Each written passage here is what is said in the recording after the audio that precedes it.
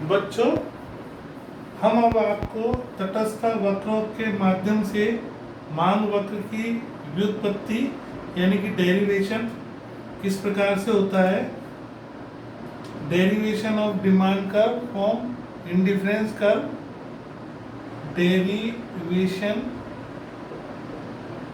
यानी कि सिंपल जो मांग वक्र होता है, सामान्य मांग वक्र जिसके हम बारे में जानते हैं। और हम सबसे पहले आपको पता चले कि जो मांग वक्र पूर्ति का नियम के बताते और आपको बताया था कि मांग वक्र किसे कहते हैं, पूर्ति वक्र किसे कहते हैं। ये वही मांग वक्र है। इसकी उत्पत्ति तटस्थ वक्रों के माध्यम से किस प्रकार से होती है, इसके बारे में हम जानकारी दे रहे हैं।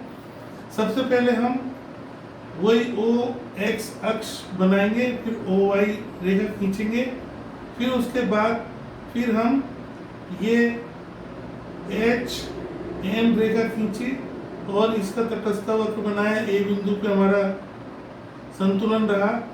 इसी प्रकार एक्स वस्तु की कीमत घटने के बाद बी बिंदु पर आए, फिर एक्स वस्तु की फिर कीमत घटी तो हम सी बिंदु पर आए। सी बिंदु पर आने के बाद फिर हमने इन तीनों को मिला दिया। तीनों को मिलाने के बाद हमारा कीमत कंजम्पशन कर्व आया, कीमत उपभोग रेखा जिसे हम बोलते हैं कीमत उपभोग रेखा, प्राइस कंजम्पशन कर्व। फिर इसके पैरेलल इसके नीचे ही हम इसका डेरिवेशन करते हैं, किस प्रकार से इसकी उत्पत्ति होती है। जितनी मात्रा में हमने ये ली थी, इनकम हमारी जो भी हो, जैसे C1, C2, C3, इस प्रकार से कीमत भी हमारी जो है P1, P2, P3 ये आएगी। इस प्रकार से ये ए के समानांतर हम जो है इस ए बिंदु पर आएंगे और बी बिंदु के समानांतर हम बी बिंदु पे आएंगे, सी बिंदु के समानांतर हम सी बिंदु पर आएंगे और इन सबको हम मिला देंगे। तो मिलाने के बाद इसके पश्चात फिर ये रेखा जो आएगी इसको बोलते हैं डिमांड कर्व। तो यानी कि हमने इसमें से इसको निकाला है, यानी कि डेरिवेशन किया है, यहाँ से ये मांग वक्र निकाला है। इस प्रकार से ये डेरिवेशन ऑफ डिमांड कर्व परीक्षा में अक्सर पूछा जाता है। और इस प्रकार से इसको बोलते हैं हम तटस्थ वक्रों के माध्यम से मांग वक्र की व्युत्पत्ति किस प्रकार होती है। इस प्रकार से ये एक विधि है। और इसके अलावा एक विधि और है जो हम आपको बताएंगे कि दूसरी विधि और है। दूसरी विधि को भी हम आपको बता देते हैं। सबसे पहले हम आपको ये बताएंगे कि तटस्थ वक्र वही उसी प्रकार से बनाएंगे जिस प्रकार से हमने बनाया है।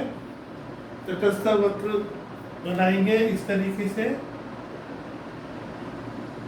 ये ओ एक्स अक्ष हमने बना लिया, ये ओ वाई, और इसके बाद यहाँ पर एच एक्स जीरो रेखा खींची। अब कीमत घटी तो घटने के बाद हमारा नया संतुलन बिंदु यहाँ पर आया। इस ए बिंदु के बाद हम बी बिंदु पे आ गए, फिर कीमत घटी तो हम जो है इस सी बिंदु पर आ गए, फिर कीमत घटी तो हम जो इस तरीके से ये डी बिंदु पर आ गए। इस प्रकार ये हम इसको ये पूरी सबको मिला देंगे। मिलाने के बाद फिर हमारी PCC कर्व रेखा आ जाएगी, वही कीमत उपभोग रेखा। अब हम इसको देखेंगे कि इसको सबको वापस यूँ मिला देंगे, इन रेखाओं को इससे मिला देंगे। अब इन रेखाओं को मिलाने के पश्चात हम ये देखेंगे कि हमारा जो है एक इसके पैरेलल एक रेखा जो है एक ये आएगी, इसका कटान लेती हुई ये इस तरीके से। तो इस तरीके से ये रेखा आएगी। तो इसको मिलाने के पश्चात ये भी जो है सिंपल डिमांड कर्व निकले आएगा। तो ये एक दूसरी विधि है। दूसरी विधि के माध्यम से भी हम ये तटस्थ वक्रों की उत्पत्ति होती है, लेकिन इससे पूर्व में बताई गई विधि है उसका ज़्यादातर प्रयोग किया जाता है और हमें केवल परीक्षा की दृष्टि से एक ही विधि को काम में लेना चाहिए और इस कठिन विधि को अक्सर हम काम में नहीं लेते हैं क्योंकि ये केवल समझाने के लिए होती है, लेकिन हम इसका चाहे तो उपयोग भी कर सकते हैं। That's all.